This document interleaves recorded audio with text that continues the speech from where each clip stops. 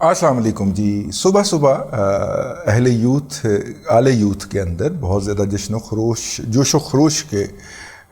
جو تھے وہ سمٹمز جاری تھے، اور اس کی وجہ بنیادی طور پہ یہ تھی کہ اسلام آباد ہائی کورٹ نے سیشن کورٹ میں چلنے والے توشہ خانہ کیس کو جو ہے اس کو ناقابل سماعت قرار دے دیا ہے. یہ جو بریکنگ نیوز چلائی none other but A R Y, ظاہر ہے یوتھیے سارے جو ہیں وہ اے آر وائی سے چارج ہو رہے ہوتے ہیں، اے آر وائی سے چارجنگ ہو رہی ہوتی ہے. آپ آج کل اگر ناردرن ایریاز میں ہیں تو ناردرن ایریاز میں بعض مقامات ایسے آ جاتے ہیں کہ جہاں پہ آپ کو موبائل چارج کروانے کے لیے کسی نے سولر پلیٹ لگا رکھی ہوتی ہے اور نیچے موبائل چارجنگ کا انتظام کیا ہوتا ہے، تو وہاں پہ آپ دیکھیں گے تو 10-15 موبائل چارجنگ پہ لگے ہوں گے. تو اس طرح یوتھیے جو ہیں وہ اے آر وائی سے چارجنگ پہ لگے ہوتے ہیں، اور جیسے ہی وہاں سے یہ خبر پھوٹی تو ایک دم انہوں نے طوفان بعد و بارہ برپا کر دیا. خاکسار نے اس موقع کے اوپر فرمایا کہ ابھی تھوڑی دیر انتظار کر لیں، کیونکہ استاد محترم جناب صحافی اثر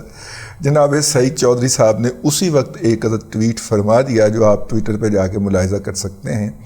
انہوں نے کہا کہ میرا خیال یہ ہے کہ یہ ایسے ہو ہی نہیں سکتا. قانون کے اندر جو پرویژن ہے وہ یہ ہے کہ زیر سماعت مقدمے میں عدالت احکامات دے کر اس عدالت کو اعلیٰ عدالت جو ہوتی ہے، مثلا سیشن کورٹ کے اوپر ہائی کورٹ ہوتی ہے اور ہائی کورٹ کے اوپر سپریم کورٹ ہوتی ہے. سپریم کورٹ بیٹھ کے یہ نہیں کہہ سکتی کہ ہائی کورٹ کے اندر مقدمہ جو ہے وہ ناجائز تھا، ختم کیا جاتا ہے. سپریم کورٹ جو ہے وہ ڈائریکشنز جاری کر سکتی ہے، ہدایات جاری کر سکتی ہے ہائی کورٹ کو کہ مقدمے کی سماعت اس طرح نہیں، آپ اس طرح کیجئے، یہ پہلو مناسب نہیں ہے، اس پہلو کو ایسے کر لیجئے. لیکن دوبارہ مقدمہ ہائی کورٹ میں ہی آئے گا. اسی طرح ہائی کورٹ جو ہے اگر اس کے خلاف سیشن کورٹ میں زیر سماعت کوئی مقدمہ جاتا ہے کہ جناب یہ دیکھیں ہمارے ساتھ زیادتی کر رہے ہیں متعلقہ جج صاحب، یہ ایسے نہیں ایسے کر رہے ہیں، ٹھیک ہے، بلکہ حتیٰ کہ ہائی کورٹ جو ہے وہ سیشن جج بھی نہیں بدل سکتا کہ یہ سیشن جج جو ہے یہ متعصب ہو گیا ہے، اس کے پاس سے مقدمہ اٹھا کے کسی دوسرے کے پاس رکھ دیا جائے، کیونکہ اس کے لیے بھی ہائی کورٹ یہی کہے گا کہ جی آپ متعلقہ جج صاحب کے سامنے جا کے اپنا اعتراض اٹھائیں اور وہ آپ کو کر سکتا ہے. مجھے یاد ہے کہ سپریم کورٹ کے ایک فیصلے کے خلاف، اور فیصلہ بھی جناب خلیل الرحمن رمدے جیسے کہنا ترلے والے جج دا سی نا، اس کے خلاف سول جج نے کہ ایک کوئی فیصلہ دے دیا تھا، تو انہوں نے کہا تھا کہ ہاں ٹھیک ہے بھائی، اس نے اپنا مائنڈ اپلائی کیا ہوگا اور اس نے بالکل درست کیا ہے، میں اس کے فیصلے کو ریورس نہیں کروں گا، ٹھیک ہے، آپ اسی کے پاس جائیں یا اس کے بعد جو متعلقہ فورم بنتا ہے وہاں پہ جائیں، میں یہاں پہ وہ کیس ٹیک اپ نہیں کروں گا. تو اس سے آپ اندازہ کر سکتے ہیں کہ اعلیٰ عدلیہ جو ہے وہ ماتحت عدلیہ کے معاملات کے اندر جو ہے وہ مداخلت کرنے سے احتراز کرتی ہے. یہ ہمارا ایک سیٹ رول ہے عدلیہ کے پروسیجر کا. لیکن ہمارے ذہن میں یہ تھا کہ یار یہاں پہ تو جورسپروڈنس نہیں لکھی جا رہی. عمران احمد خان نیازی کے حق کے لیے ہماری سپریم کورٹ جو ہے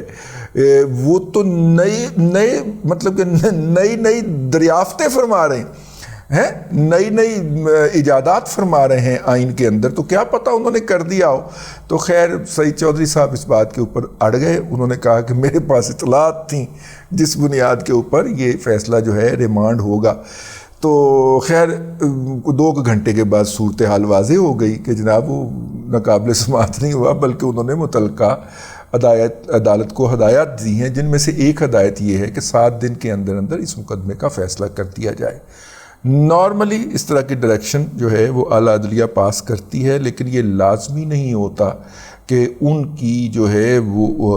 ان کے اوپر عمل درآمد بھی ہو پائے. کیونکہ عمران احمد خان نیازی صاحب اگر اسی ہائی کورٹ کے فیصلے کو لے کے سپریم کورٹ چلے جاتے ہیں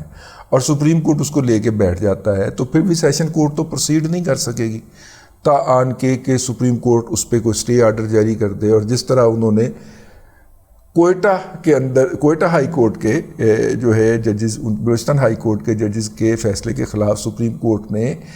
جاری نہیں کیا، بلکہ جو اعجاز الاحسن صاحب جو ہیں انہوں نے عدالت میں بیٹھ کے ملزم عمران احمد خان نیازی کے وکیل جناب لطیف کھوسا صاحب کو باقاعدہ رہنمائی فرمائی کہ آپ جو ہے وہ کس کس عدالت میں جا سکتے تھے، ہمارے پاس آپ نے آ کے غلط کر دیا، اب فلاں عدالت میں اس قانون کے تحت یہ والی عرضی ڈالیں، فلاں فورم پہ اس قانون کے تحت یہ والی عرضی ڈالیں، فلاں عدالت میں اس قانون کے تحت یہ والی عرضی ڈالیں، تو آپ کو وہاں سے ریلیف ملے گا۔ وہ ہم ان کو کہہ دیتے ہیں کہ جی آپ کو ریلیف دے دیں، ہمارے در سے فی الحال جو ہے وہ انکار ہی ہے، کیونکہ میرے نال بیٹھی ہوئی عائشہ ملک جو یہ وہ میرے کوآپریٹ نہیں کر رہی، تو یہ کہہ کے آج سپریم کورٹ سے جیسے اس مقدمے کے اندر ان کا جو ہے ان کو ضمانت دینے سے انکار ہوا ہے۔ ویسے یار دیکھیں کتنے بڑے بڑے یہ وارداتیے ہیں، یہ دو نمبریے ہیں، ہر جگہ پہ یہ درخواست لے کے اس پوائنٹ پہ جاتا ہے یہ بالٹی بردار جو ہے کہ میری جان کو خطرہ ہے، میری جان کو خطرہ ہے، اور اس نے جناب جو ہے وہ میرا مطلب ہے کہ حالانکہ اتنے پہنچی ہوئی شخصیت ہیں جناب عمران احمد خان نیازی، اتنی پہنچی ہوئی شخصیت ہے کہ وہ جو شعر ہے نا کہ تر دامنی پہ شیخ ہماری نہ جائیو، دامن نچوڑ دیں تو فرشتے وضو کریں، ٹھیک ہے، تو اس کے اوپر کسی ظالم نے، آپ خاکسار کو بھی یہ کریڈٹ دے سکتے ہیں کہ شلوار جھاڑ دے تو گولیاں گر پڑیں، ٹھیک ہے نا، میں نے شلوار جھاڑی تو 4 گولیاں ادھر پڑی، بہادری پہ تم شیخ ہماری نہ جائیو، لو جی فوراً آمد ہوئی ہے، بہادری پہ شیخ تم ہماری نہ جائیو، شلوار جھاڑ دے تو گولیاں گر پڑے،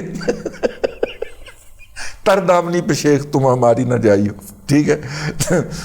دامن نہ چھوڑ دیں تو فرشتے وضو کریں، کی آمد ہوئی ہے، کیا بات ہے، آمد ہو گئی ہے، تو بہادری پہ شیخ تم ہماری نہ جائیو، سلوار جھاڑ دیں تو گولیاں گر پڑے۔ تو وہ جناب یہ موصوف جو ہیں ہر جگہ پہ یہی بہانہ لے کے جاتے ہیں، اور یہ بہانہ کوئی ایسے نہیں ہے کہ اس نے منہ سے نکال دیا ہے،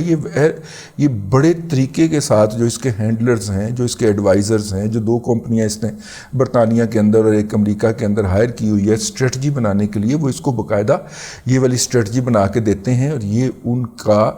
پھر بار بار اس کو چباتا ہے، بار بار اس کی جگالی کرتا ہے تاکہ وہ جو جھوٹ ہے اس کا وہ سچ لگنا شروع ہو جائے۔ لیکن کسی شخص کی تباہی کے لیے، کسی شخص کے برباد ہونے کے لیے، کسی شخص کے تباہ ہونے کے لیے اتنا ہی کافی ہوتا ہے کہ وہ اپنے تخلیق کیے گئے جھوٹ کے اوپر جو ہے وہ ایمان لے آئے۔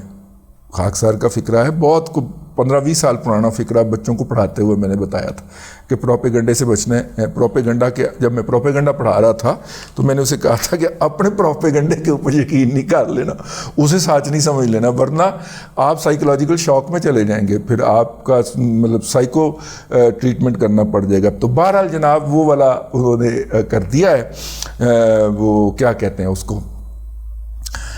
وہ عدالت نے ہدایت جاری کر دی ہے کہ 1 ہفتے کے اندر اس کا فیصلہ کر دیا جائے۔ عمران احمد خان نیازی صاحب کے فیصلے کا توشہ خانے کے کیس کے اندر اس دوران جن یوتھیا حضرات نے تہذیب بیکرز یا راحت بیکرز یا کسی اور بیکر سے مٹھائی خرید لی تھی اور منہ میں ڈال لی تھی، جس طرح اعجاز چودھری صاحب نے رس گلہ ڈالا ہوا ہے، تو ان سے گزارش ہے کہ اگر تو وہ رس گلہ پہلے ہی کہیں ہے، منہ میں ہی ہے، تو اسے